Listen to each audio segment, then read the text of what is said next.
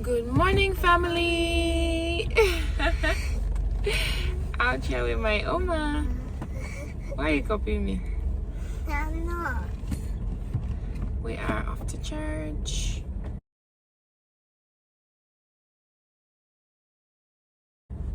Oma's face is healing. Show them your face. See, it's getting better. Sorry. We're in the parking spot, so apparently it's time for me to move. Anyways, my own face is trying me, bruv. Like, but I keep proclaiming my healing is permanent. Like, it's been a rough weekend actually. My forehead is on fire. Look at the side of my face. The devil is a liar. And I was praying to God. I'm like, God, if I need to go back on Rakuten, let me know, because I don't want to be doing all this right now. So, yeah. I will declare all the only God, the only God I know.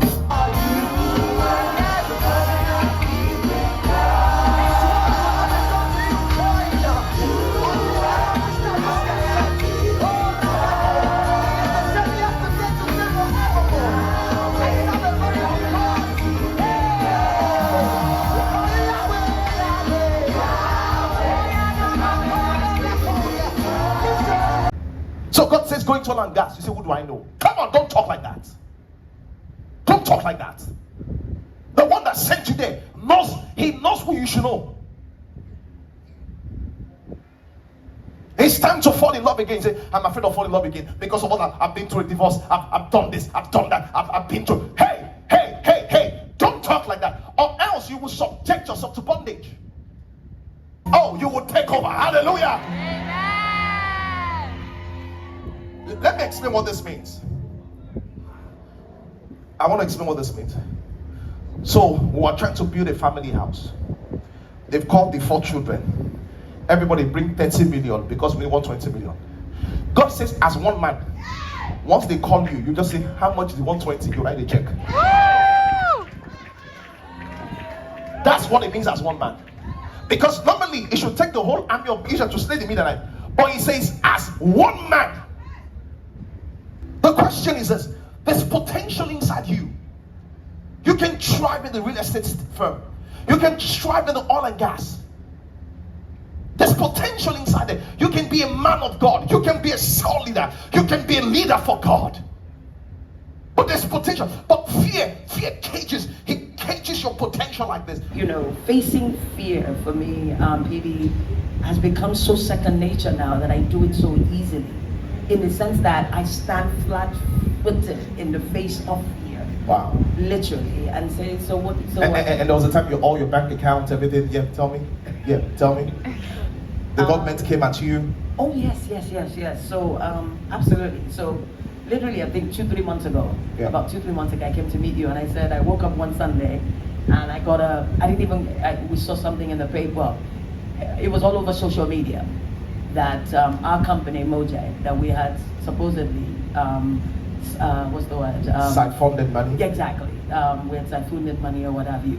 And so they said Mojang, the name of the company, and everybody else, right? And so because of that, they put a PND, which is a post-note debit. They blocked all our accounts. They put all the accounts in the How paper. did you stand during those times? Flat-footed in the face of fear. Oh, wow. You know what this means? This is how I'm closing. Once you have the spirit of fear, you lose the spirit of power. It says the spirit of love, so you move from a dimension of love because faith works by love. And the third thing is this: it says of what? A sound mind. What does a sound mind means? When you look at a situation, you can make decisions very well. You know how you can do that? Because you have the spirit of faith. So every time you say, I don't know what to do, maybe fear has entered. In fact, most of the time people say they don't know what to do is a function that fear is present. This is now an after church ritual. Yes.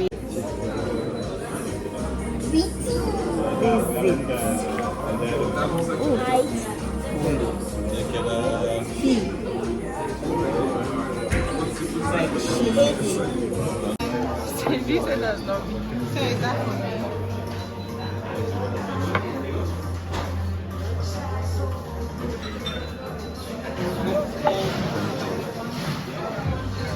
It's yummy.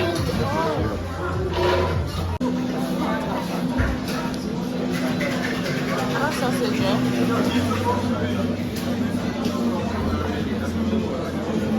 Dad, what is the vaccine?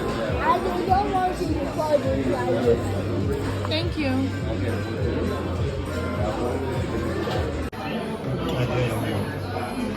It's alright. Hi fam. Back home now. Actually feeling so tired and drained. I don't even know why.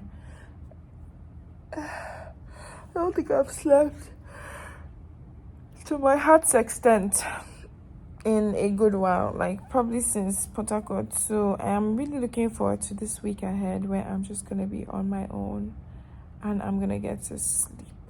Like nothing too hectic. I think I should be traveling on Friday, but aside from that, I don't have anything pressing like on my to-do list. So I'm really looking forward to that.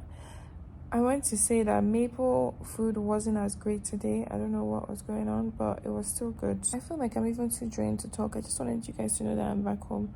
I'm adding like the final touches to my Q&A with my mom. That's the video that's going up today. And then I'm gonna head to bed.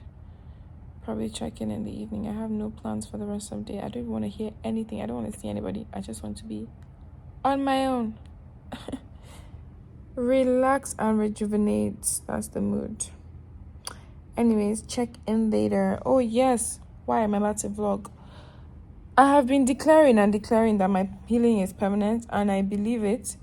But you know, when I was cleaning yesterday, there was a girl I was cleaning with, 8 years, my first time meeting her, and she was talking about how she had a lump in her breast, and she was battling with herself whether she should believe God for a miraculous like healing and disappearance of the bump, or if she should go ahead and do surgery for the bump to be taken out. And she ended up doing the surgery and it was successful, and now she's lump free and all. So she was like, she's still going to share the testimony, because even that whole mindset of how, okay, your healing can only be by a miraculous occurrence, sometimes it just keeps you from what God is instructing you to do. Because at the end of the day, is it not God that makes sure that your surgery is successful and then the lump actually disappears? Like, God's hand is involved in everything. That in itself is a miracle. Now I was thinking to myself, okay, maybe I did not finish my dose of Roaccutane, because the truth is that seeing my dermatologist, every time I used to see that my dermatologist, I used to pay £250, and literally I would have like a Zoom call with her for like 10 minutes and pay her £250 just for her to say, oh yeah, it's all good, I'll write you a prescription for Roaccutane. So that's why I only use Roaccutane for 5 months. It's not like she told me to stop, because even when I went back to see her in summer, she offered me to get back on Roaccutane. Like, I didn't want to start getting back on the pill. Like, let me just do the cream version, but the cream version is not working for me. So honestly, I've been praying about it. I was like, God, should I go back on Roaccutane? And then I started replaying the conversation I had with that girl, and I'm like, I think I might go back on Roaccutane at least for like a month or two, because everything was fine until I went on that epidural, and then my skin just started really acting crazy. Like, now my skin is even at the point where it's hurting me, like, and I'm ovulating, so I know it's time of month, I know it's my hormones and all, but I don't need all of that. So long story short, I stopped by the pharmacy, got Roaccutane. In Nigeria, you don't really need a prescription, I won't lie to you.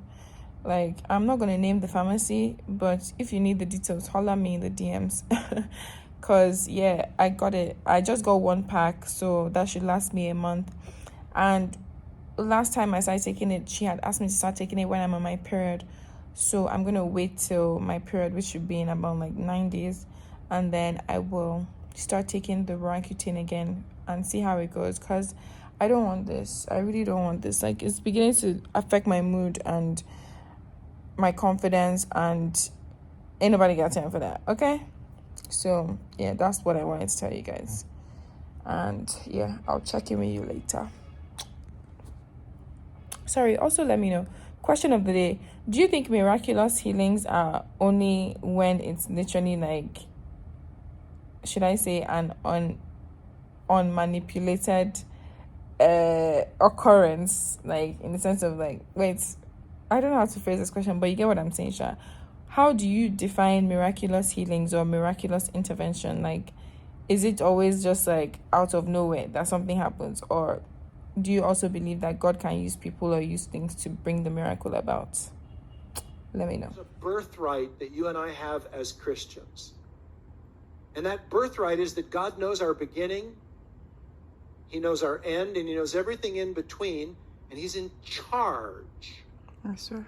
And until it's time for you to go, nothing is going to make you go. It doesn't matter. I don't want to make it sound like you can go and just be stupidly reckless, but I'm saying, in essence, you're kind of bulletproof until you go, until it's your time. Listen, God's purposes and God's timing and God's sovereignty are what we look to. It's not events. It's taken me a long time in my life to just really get this drilled into my head. God is sovereign. The point of the whole thing is that you and I have this natural human propensity to try to look at the lives of other people and assume that our life is either going to be like that or something like that. And Jesus is saying to you and I here today, listen, you just follow me. You just do my will, right? What happens to somebody else is what happens to somebody else. That was my purpose, and that was my plan for their life. But your life is different, and I will work in your life according to the pleasure of my will and the sovereignty that I lay out for the lives of my children. And you do not need to concern yourself in that sense. I am the Lord of your life. Word. And I direct the course of your life, and you don't need to worry. Word. I mean, I imagine everybody in this room can tell us, given the time, of something that almost took your life. Yep, back in the gym. Okay. You can actually freeze your membership. Beautiful. But then there's a condition to it, as you can see, TNC is What applied. is the condition? 20 days. 20 days notice. No, 20 days freeze.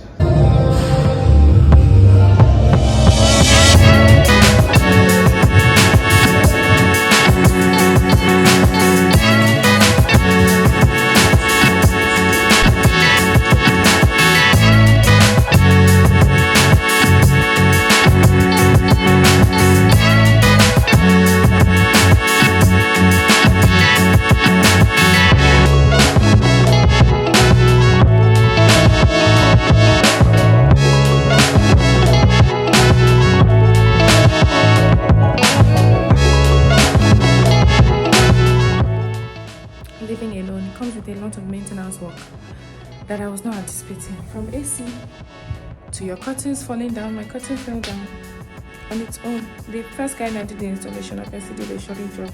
Lasted for 1 year, eventually came down. So I had to call somebody to come and alter it. And there were also some things I didn't really like about the first installation, like what's it called? The length, like the curtain was too long, it used to drop on the floor. So finally adding those finishing touches.